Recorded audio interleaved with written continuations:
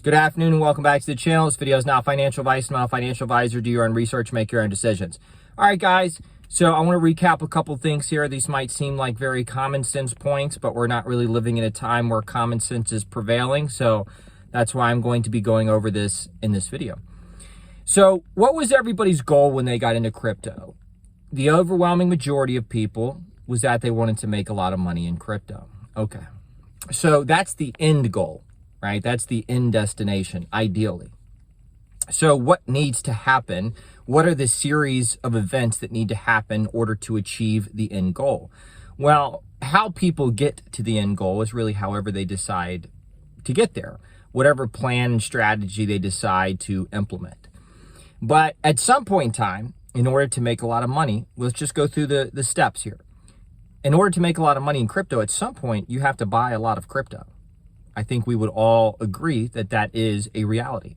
So in that same breath, with buying a lot of crypto, you also need to make sure it's secure, and you need to make sure that you're buying the assets that you believe are going to perform best. So that's step one. Step two is you would want to make sure you would have a relatively low average compared to the all-time high. Lower your average, obviously that's just going to increase your return on investment. Buy a lot of crypto, secure your crypto, make sure these are the assets that you believe are going to perform best, and try to get your average as low as you can. Now, once you've done all those things and you've accumulated a bunch of crypto that you believe you believe these assets are going to perform well over time, and you have secured those assets, at that point, what is left on the checklist?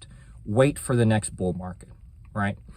So for people who have already checked off those boxes, and it's just a matter of waiting for the next bull market, I don't know why you would care what anybody else is saying or doing.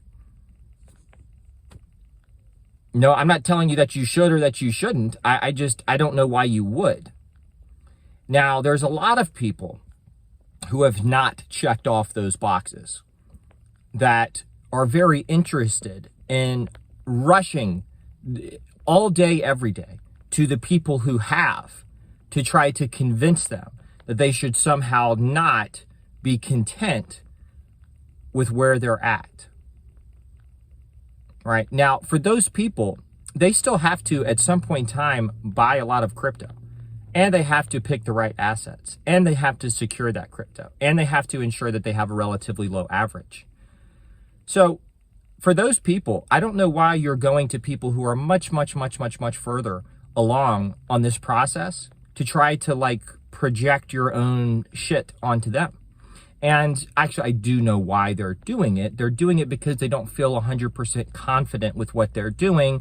And when they see people who are doing the exact opposite of what they're doing, it triggers them, right? The fact that my buy orders trigger people and that they follow my channel only, that they have literally taken a portion of their life. I'm going to dedicate this portion to watching Bobby's videos solely to shitpost. I don't take but so much enjoyment in it, because at the end of the day, I do feel bad for those people, because I can't imagine that I would ever be in a mindset, or I would ever feel so insecure that where I had to do that with somebody else. I just have way too much going. I mean, I barely have enough time to do this. Much less do I have time to go subscribe to people who I adamantly disagree with, solely just to tell them over and over and over again how I disagree with them. Like they care. Like I care what... Guys, honestly, I don't care what any of you think about anything that I'm doing. To be completely honest with you. And because I'm not doing this, I'm never telling you that you should go do X, Y, Z. Never.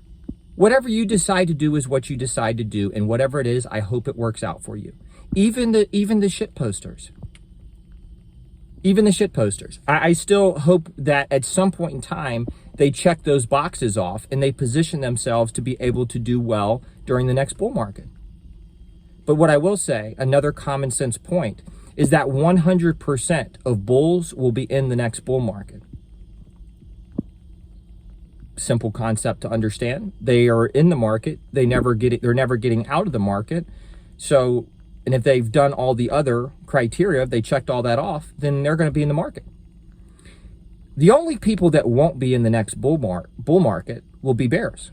Now, what percentage of bears is, we'll see. Maybe it's 10% of bears aren't in the next bull market. Maybe it's 20, 30, 40, 50, 60, 70. I have no idea, but it's not going to be 100%. I can say this with confidence because I know that many people that I know personally are out of the market and they won't get back in until the price goes up. And that's not me speculating. They have said, I'm waiting for the market to recover before I get back in. So prices are here and they're waiting until price goes up to buy. Because it's not about them waiting for a better price point.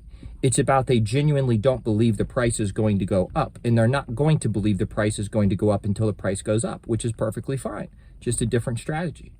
All right. When you're looking at the math behind those decisions, it doesn't make a whole lot of sense, but hey, to each their own. Now, my very last point here is that you can be following somebody that calls the top and the bottom for Bitcoin 100% of the time.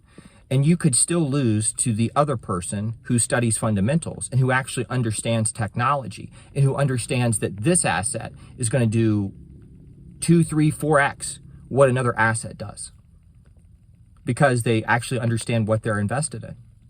People calling the bottom for Bitcoin and then like, okay, now I'm buying Bitcoin at this price, you're still going to lose to the person who picked the better performing alt and just dollar cost averaged. But people value top and bottom calling more than they value fundamentals, which doesn't make any sense because regardless of whether you call the top or the bottom correctly, you're still going to lose to the people who pick the best performing assets. How do you know what the best performing assets are going to be? Well, you have to study fundamentals. And to some degree, you don't know.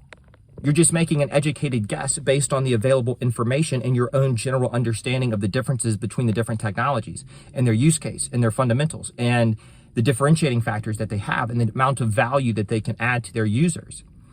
So, but you're not going to find that in a chart. There's no chart anywhere that's going to tell you the difference between one technology and another technology. It'll tell you the difference between their price performances up until that point. But, okay, so what does that mean? There have been meme coins that have outperformed Chainlink. Is that going to be a good indication of what's to come? Probably not. Not over the long term. So that's all I wanted to leave you with today. And I also wanted to show you the new silver bar I bought. Here we go. Anyways, it's like all shining and everything. So I bought a 10-ounce silver bar. Thankfully, they had it. They don't really have a whole lot of, it's hard to buy physical where I am at. I normally have to drive into the city. It's funny that I'm saying that. But yeah, I normally have to drive into the city to be able to buy physical. I just don't like ordering online for whatever reason. But I also bought more ICP as well. And I'll probably buy more ICP today and tomorrow and the next day and the next day and the next day and the next day.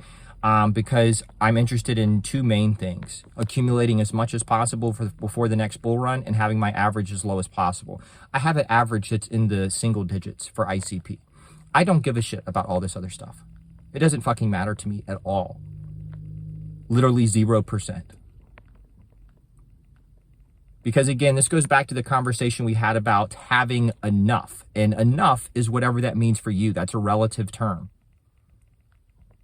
But if you've already checked all those boxes off and it's just a matter of waiting for the next bull run, why do you give a shit what people have to say who haven't checked off any of those boxes? They still have a pretty big job in front of them. At some point in time, they actually have to put some capital down and buy a lot of crypto. You can't, contrary to popular belief, you can't make a lot of money in crypto if you don't own a lot of crypto. So look at your goal.